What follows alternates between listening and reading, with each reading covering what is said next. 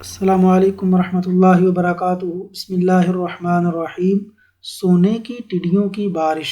حضرت ابو ہریرہ رضی اللہ عنہ سے روایت ہے کہ وہ نبی کریم صلی اللہ علیہ وسلم سے روایت کرتے ہیں کہ آپ صلی اللہ علیہ وسلم نے فرمایا، ایک بار حضرت ایوب علیہ السلام ننگے غسل فرما رہے تھے کہ سونے کی ٹڈیاں آپ پر گرنے لگیں۔ حضرت ایوب علیہ السلام انہیں اپنے کپڑے میں سمیٹنے لگے۔ اتنے میں ان کے رب نے انہیں پکارا کہ اے ایوب، کیا میں نے تمہیں اس چیز سے بے نیاز نہیں کر دیا جسے تم دیکھ رہے ہو؟ حضرت ایوب علیہ السلام نے جواب دیا، ہاں تیری بزرگی کی قسم، لیکن تیری برکت سے میرے لیے بے نیازی کیوں کر ممکن ہے۔ اللہ تبارک و تعالیٰ سے دعا ہے کہ اللہ تعالیٰ ہم پر اپنی رحمتیں اور برکتیں نازل فرمائے۔ آمین یا رب العالمین۔